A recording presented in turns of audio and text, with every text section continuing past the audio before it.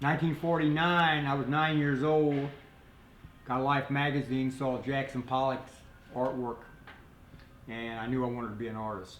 The first piece of art that I ever did in my life was this right here.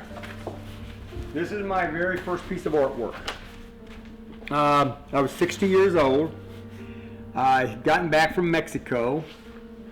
Had an experience down there at Tulum, and I came home and I took some cardboard. This is all cardboard.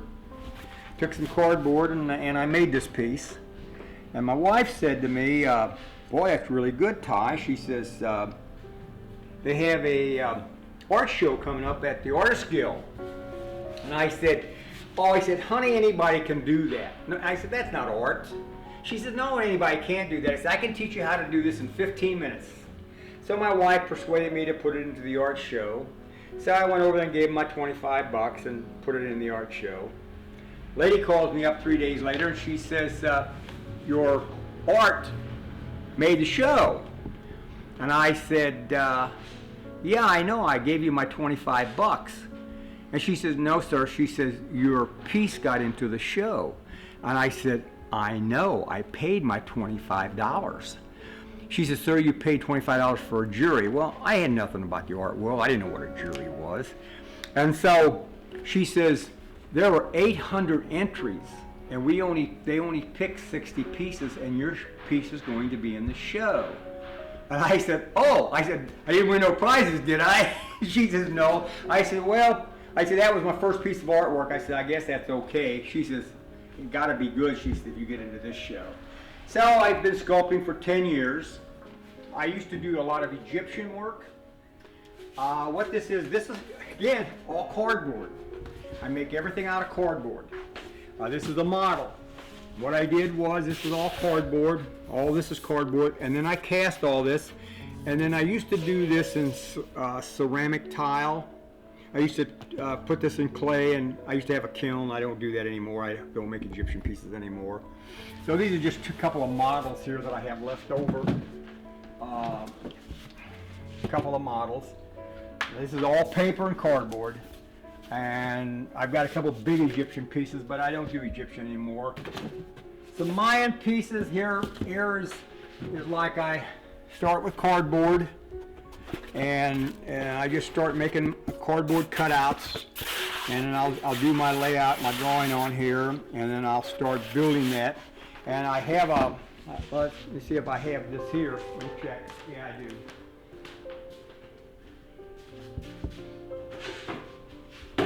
What I do is, like for this centerpiece, like right here, I take a piece of cardboard, and I'll put my coatings on there, and then I carve that. I'll carve that with a razor knife, and then that would get glued onto the piece of cardboard like that.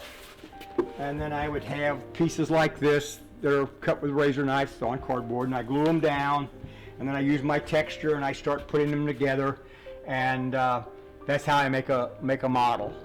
And so, make my model, then I cast it. I cast it in silicone.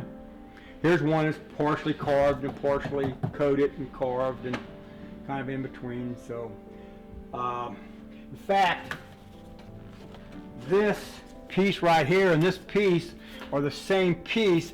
As you can see, as I'm starting to carve it, starting to carve the cardboard and starting to coat it and carve it. So it's kind of a working process for making those pieces. This is my board of directors up here. Starting with Leonardo da Vinci, he's my chairman of the board. Michelangelo, Rembrandt, Van Gogh, Monet, Matisse, Diego, Picasso, Joan Miro. I really love his work. And of course, Jackson Pollock, he's my mentor. I feel he's present in my studio a lot. William de Kooning, Robert Motherwell, Francis Klein, and of course I'm on the end. That's my great brotherhood of great artists. But I know it sounds crazy, but I talk to these guys. I ask them questions, what I need. I am a Zen Buddhist.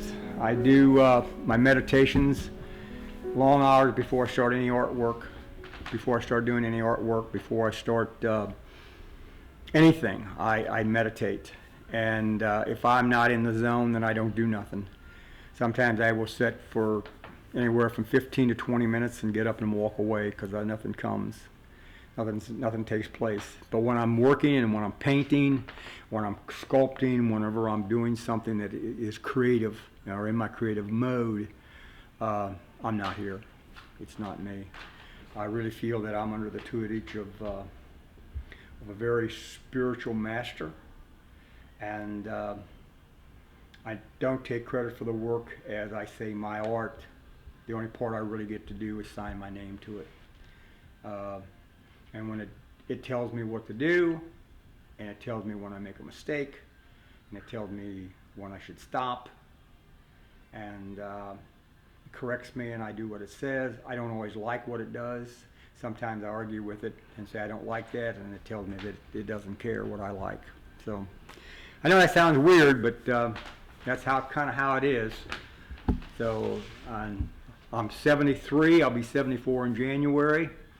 Started when I was 60, and always loved Jackson Pollock.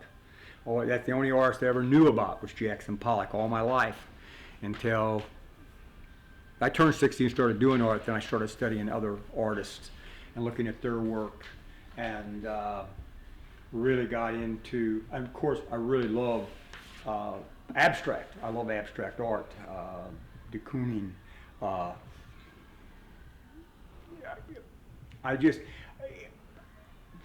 Motherwell. All of a sudden I can't think of all the artists that I've studied and looked at their lives. Klandesky. I mean, I could just go on and on and on.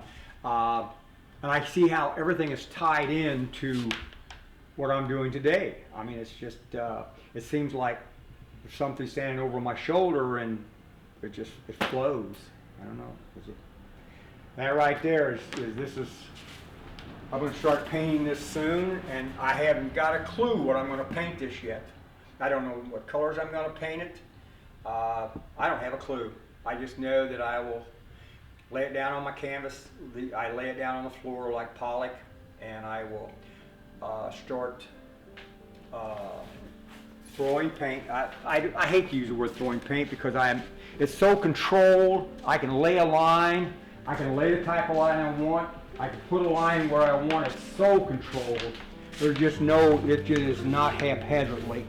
I mean, I really control the flow of paint, the thickness of paint. One of the things that I do that I learned from Leonardo da Vinci was I always use a mirror. I always look at my work in a mirror. I see whether it's balanced, I see where I need to paint, but I always look at it in a mirror all the time. In Korean, I learned from a Korean mystic that that's the other world. When we look into a mirror, we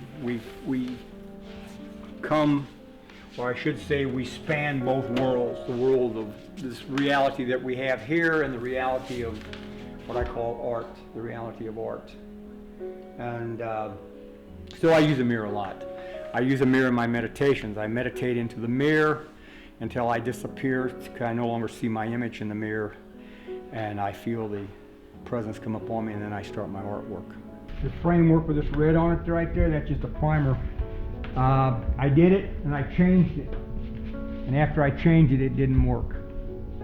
So I just cut it off of there and threw it away. It just wasn't right.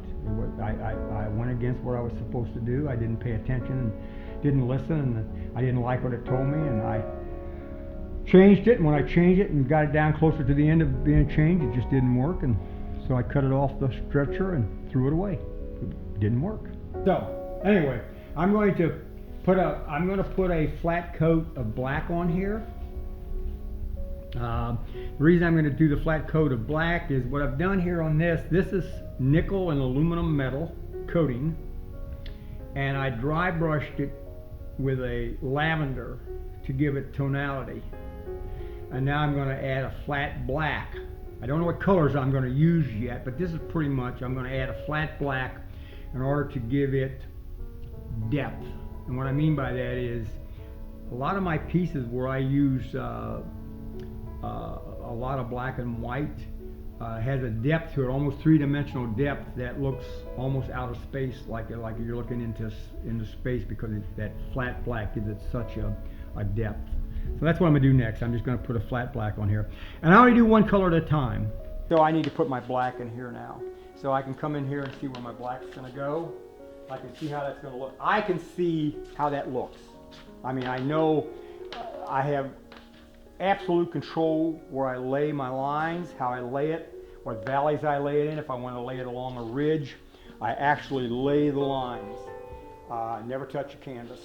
And so I'm looking at my black here, so that's going to be my next step. But that's kind of a common step with most of the pieces as I go. So that's just another point.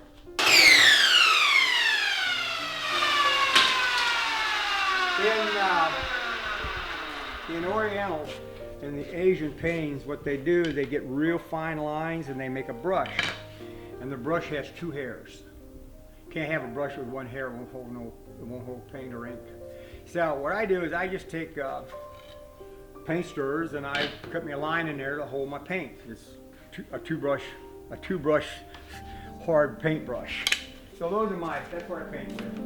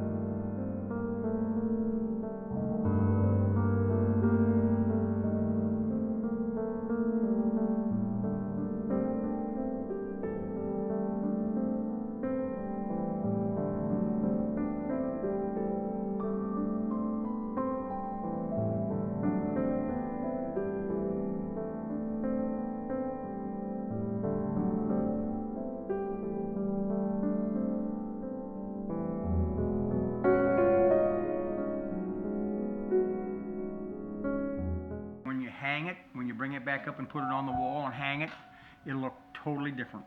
It won't look anything like it's laying on the floor. And I'm always surprised when I hang it, because it's nothing like I ever expect it's going to look.